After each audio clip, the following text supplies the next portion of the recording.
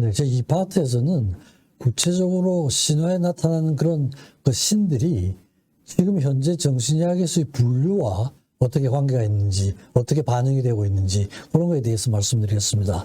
우선 첫째는 에코와 나르시시즘인데요. 자기애죠, 그죠? 에코는 이제 반향 이런 건데 원래 이제 에코라는 그 요정이 있었습니다. 요정이 있었는데 이제 아주 수다쟁이였어요.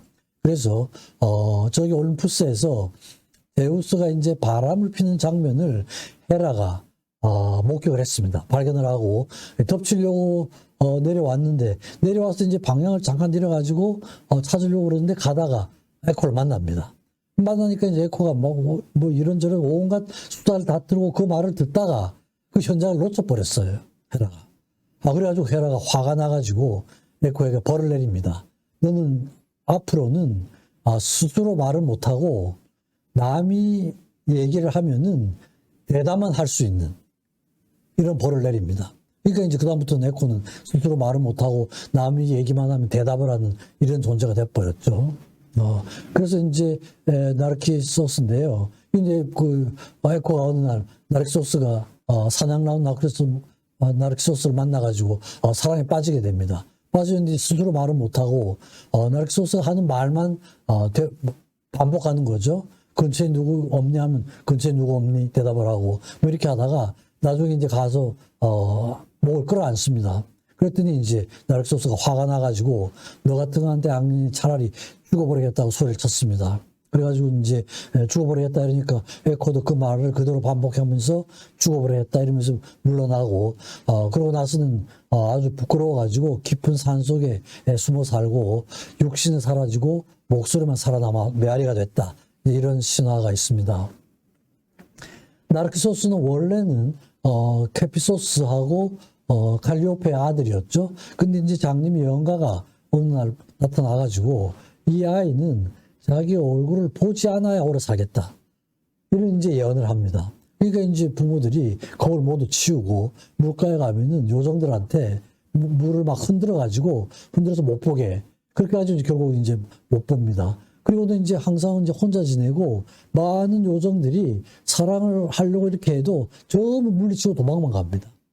다 물리칩니다. 그러니까 이제 요정들이 또 나르키소스도 자기들처럼 누굴 사랑해가지고 고통을 받게 되는 그런 걸 좀 체험하게 해달라고 기도를 합니다. 이렇게 하니까 복수의 신이 나타나서 그 물을 항상 이제 이렇게 흐트러뜨려야 되는데 물을 잠잠하게 만들어 버려요. 네메시스가 장난을 친 거죠. 그러니까 이제 나르키소스가 자기 모습을 보게 된 거예요. 보게 되니까 자기 얼굴을 몰랐던 거죠, 그렇죠? 자기 얼굴 때 몰랐습니다. 모르고 이제 나타나니까 그 자기 모습인데 모르고 사랑에 빠지게 되죠. 그 자리를 떠날 수가 없어요. 다시 나타나고 고개를 숙이면 없어지고 들면 나타나고 해가지고 이제 계속 그 자리에 있다가 말라 죽게 되는 이런 신화였죠. 그래서 거기서 나타난 게 나르키소스 수선화죠, 그죠? 수선화. 그래서 이제 여기에서 나르시시즘이라는 이런 단어를 프로이드가 이제 처음 쓰고 1차적 나르시시즘, 2차적 나르시시즘 이런 말을 썼습니다. 그래서 자신에게로 향하는 게 이제 1차적인 거고 남에게로 향했다가 또 다시 자기에게로 향하는 이런 경우를 2차 나르시시즘이라고 이렇게 이제 표현을 했죠.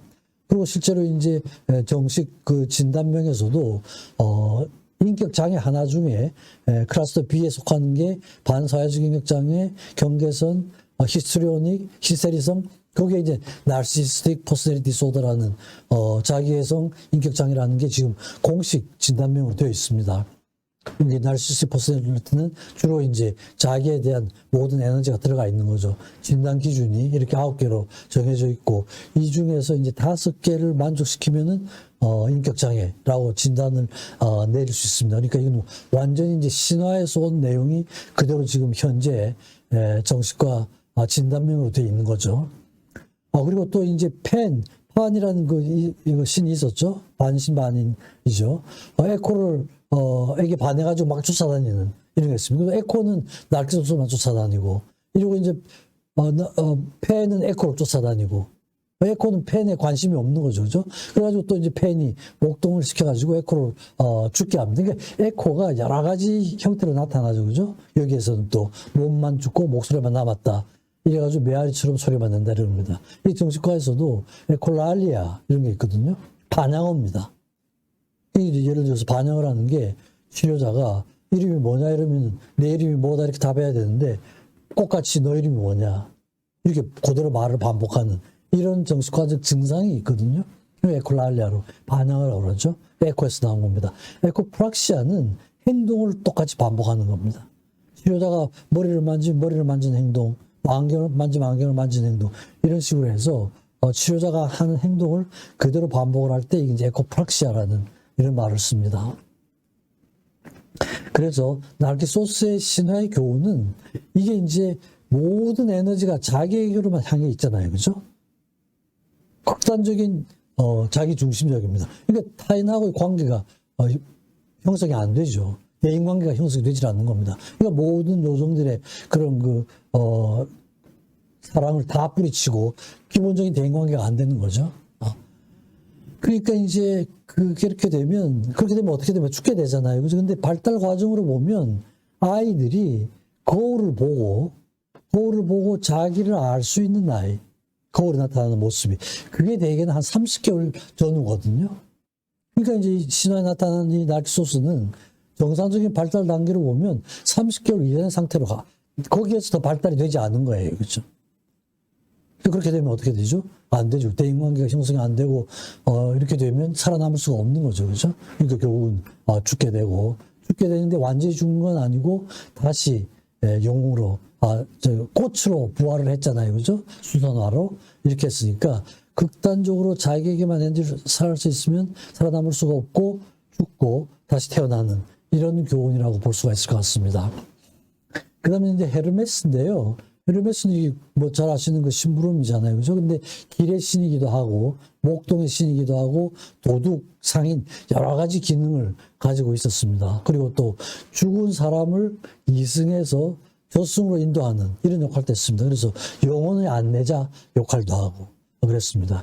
기본적으로는 이제 제우스의 전령이고 말하자면 지금 용어로 한다면 비서실장이라고 할 수가 있겠죠. 그래서 항상 그 지팡이를 갖고 날개 달린 신 빨리 가야 되니까요. 나그네 모자 이렇게 이제 상징되고 있습니다. 지금 그 명품 중에 에르메스라는 그 명품이 있는데 이거는 사실 이 신화하고 하는 관계는 없는 거예요. 신화에서 이름을 따온 게 아니라 원래 그 창립자 이름이 테리 헤르메스였던가 봐요. 그래서 그 창립자의 이름이 우연히 신화하고 일치가 된 거지 신화하고는 관계는 없는 것 같습니다. 그 아들 중에 이제 펜이라는 아들이 있었죠. 그죠? 염소하고 헤르메스하고 사이에서 난 반신 반수죠. 그죠? 그래가지고 이제 수염소 뭐 인간과 수염소가 혼합된 그런 형상을 띠고 아주 생식기가 아주 크고 머리에 염소 뿔도 있고 그러니까 이제 아주 괴상한 모습을 하는데 장난을 치는 거예요. 갑자기 행인들 앞에 나타나서 깜짝 놀라게 만드는 이런 장난을 많이 쳤습니다. 그래서 거기에서 유래가 돼가지고 패닉 디스오더 공황장애가 이 펜에서 나온 이름이죠. 그죠? 뭐 아주 장난꾸러기였던 것 같아요. 그래서 이 아이를 낳아가지고 헤르메스가 궁전으로 갔더니 뭐 이것저것 다 갖고 있으니까 신들이 조커로 너는 모든 것을 다 가지고 있구나. 이 이름 펜이라는 게 원래 이름은 모든 것이라는 뜻이죠. 그죠? 모든 것. 이름을 판으로 해라. 이래가지고 이제 판이 됐습니다. 그래가지고 또 펜이 요정 시링스를 사랑을 했는데 시링스는 또 안 좋아하고 계속 도망만 가죠. 도망만 가고 하다가 이제 강까지 도망을 갔는데 막 도망을 오니까 강의 요정들이 시링스를 갈대로 변하게 해줬습니다. 그러니까 바람이 불면 갈대에서 소리가 나잖아요. 그래서 이제 이 펜은 그 시링스의 소리라고 판단을 하고 그 갈대를 가지고 악기를 만들었습니다. 그래서 그 악기 이름이 판파이프 또는 시링스라고 이렇게 이제 명명이 되죠. 그래가지고 악기를 만들고 나서 아폴론이 음악의 신이기도 하잖아요. 그래가지고 음악의 신에 도전을 합니다. 자기가 신보다 더 뛰어나다. 결국은 이제 뭐 판정패를 하죠. 아폴론이 판정승을 하는데 그 심판 중에 미다스가 유일하게 펜 편을 들었습니다. 그래가지고 아폴로니 화가 나가지고 미다스 귀를 잡아당겨가지고 당나귀처럼 됐다. 미다스의 귀라는 게 이제 여기서 나오는 겁니다. 그런데 이제 이 폐는 또 목동의 신이기도 했는데 목동들에게 많은 사랑을 받았습니다. 그래가지고 늑대나 맹수들을 막아주기도 하고 또 BC 490년에 페르시아군이 침범을 해가지고 마라톤이라는 데서 전투가 일어나죠. 병력은 거의 1대 10였는데 그 전투에서 아테네군이 이기죠. 그렇죠? 그거가 이제 마라톤 평원이었습니다. 그래서 병사가 그 소식을 전하기 위해서 아테네까지 쫓아가서 이겼다는 소식을 전하고 죽게 되는 거죠. 마라톤 기원이 이렇게 된 겁니다. 그렇죠? 그래서 이제 그런 조각상들이 그려져 있습니다. 그게 이제 정확하게 42.19는 아니었던 것 같은데 후에 이제 어떤 경로를 밟아가지고 40.19km로 이렇게 이제 고정이 됐고 오리진은 처음 시작은 이 마라톤 전투에서 시작이 된 겁니다.